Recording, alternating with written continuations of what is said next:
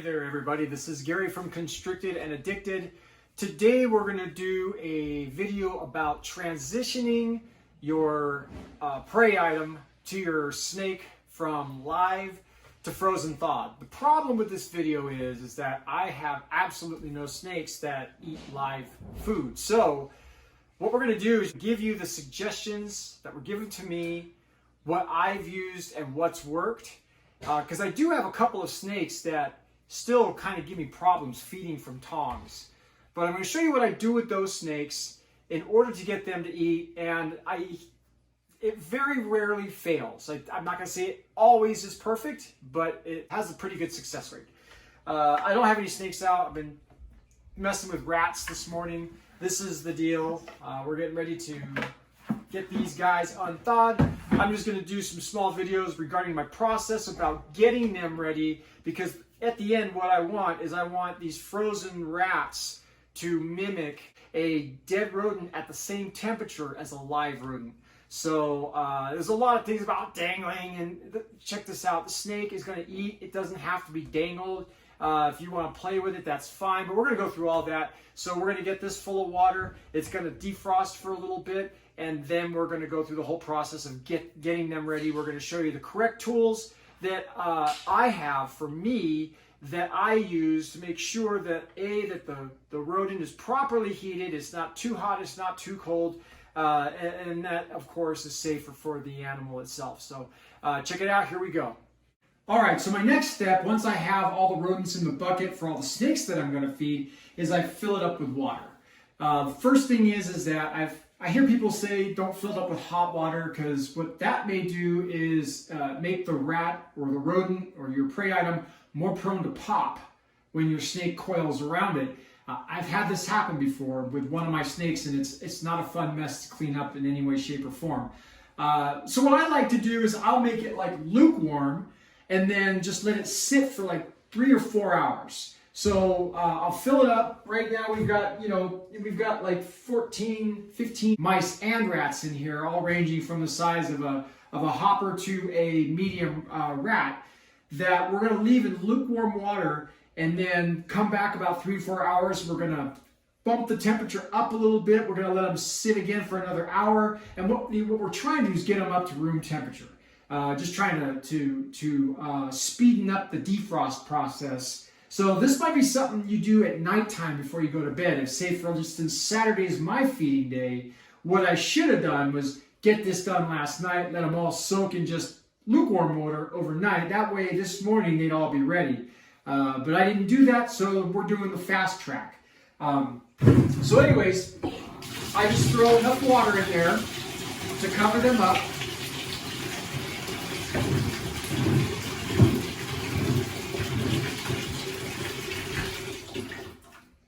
And now I'm going to let them sit, and then I'll come back and we'll do it again with warm water, not hot water, so that we can bring the rats up to room temperature and begin feeding the snakes. So a lot of this method of what I'm explaining is if you have multiple prey items to feed to your snakes. If you have one, you don't need to use a bucket. What I do is I use like a large yogurt container. Clean it out, and I put it under the sink. And if you've got like this will do like a small to a medium rat. Now, if you've got something bigger, where you've got to defrost a larger prey item, you might want to stick with the bucket. But if you got something small like a mouse or a small rat, these little 33-ounce yogurt containers work wonders. You just fill them up with water, put the lid on, stick it in the bathroom somewhere or wherever you want to put it, and let it sit for 3-4 hours, and dump the water out, do the process all over again, let it sit, get it to warm temperature, and this will do the same thing as what I'm doing with the bucket. So I just wanted to include this because if you're only feeding one snake, you don't need to have a bucket if your snake is not feeding on something very large. So this will also work. So before we get started on feeding the snakes, there's one thing I really want to discuss, making sure that your husbandry is correct. It's one thing to transition over from live to frozen thawed, but it's another thing to make sure that your husbandry is correct while you're feeding. If you're having problems feeding your snakes, they're not eating. It might not be that you're transitioning over from live to frozen thawed. It could be simply that there's a heating issue, or there's a humidity issue, or there's something else going on that is stressing the snake out and preventing it from eating. By experience, boa constrictors are trash cans. I've never had any problems switching a boa from live food to frozen thawed. Ball pythons, on the other hand, I've had issues with. I've had to, go from live to frozen thawed, and then I've had to transition back to live, and then get them go back to frozen thawed. So I don't have that issue right now, but it is important to note that if your heating is off in any way, shape, or form, if your humidities are off in any way, shape, or form, if the snake is not comfortable in its enclosure, feeding it frozen thawed may not be the issue. Getting the snake to eat may not be the issue where you're transitioning from live prey to frozen thawed. It could be simply that you've got a husbandry issue that needs to be dealt with. So make sure your husbandry conditions are optimum before you go to feed from live prey to frozen thawed. All right, so I've got the rodents in warm water. I've got a temp gun, and I've got tongs, and I've got paper towels. To me, these are the most important things to have when you're doing this. Personally, I don't like to have rodent juice left around, so I use paper towels to dry them off. And then, so what I will do is take it,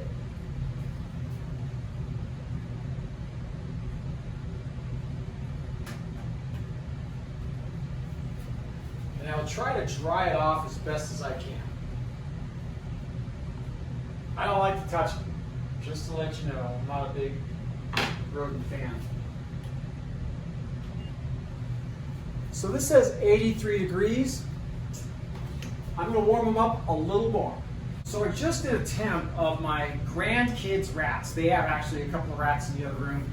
Body temp was 85 degrees-ish or so. So in my opinion, if you're between 85 and 92 degrees, I think you're in a safe zone to give the snake the feeling that it's getting a live, warm prey item. So what I do,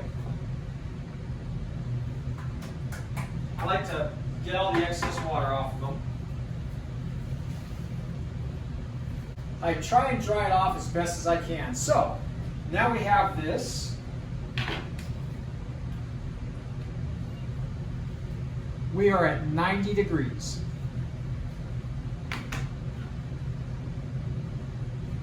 So now we're going to go see what we can do about feeding one of the snakes that I know will take food.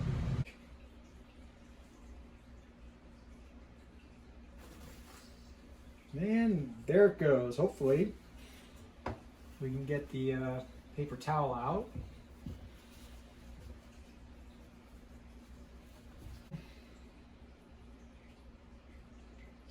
She already knows it's there.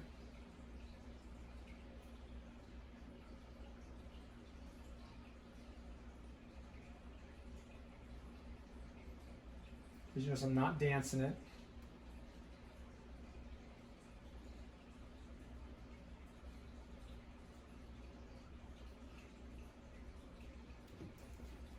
Voila. And if you want to, you can play tug of war, but she's got that thing pretty well wrapped up. So this is Lily, my spider ball python, and she regularly refuses food. It's not that, she's just kind of weird in how she goes about her business. So we're going to try and take it from the tongs, see what she does.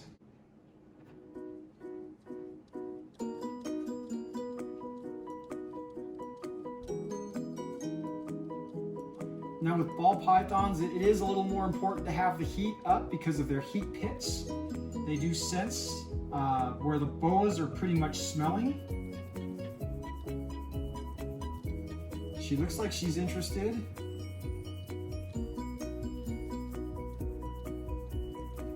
But you don't want to touch the ball python's snout. because for some reason my experience is that they will just go into a ball and say, I don't want it. She's looking really interested in it.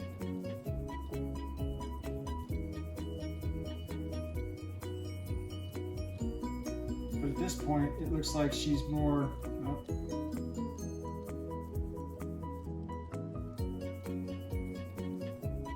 And sometimes you just gotta play with them a little bit. She looks like she might take it. So we're gonna readjust. We're gonna see if we can take the scruff of the back. We show it to her. See if maybe she'll take it that way.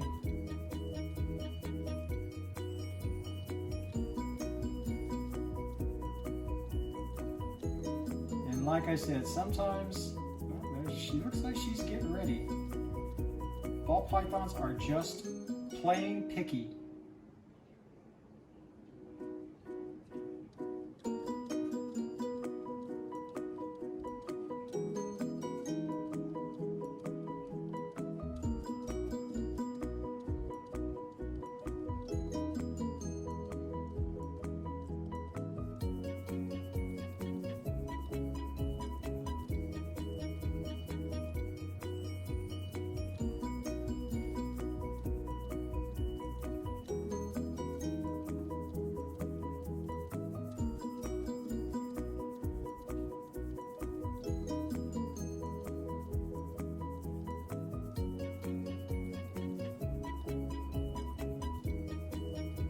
So she's refusing. So what I do in situations like this is I have this little plate in here. It's the lid to the yogurt dish that we were talking about. And I'm just gonna set it in here. I'm gonna set that little sucker on there.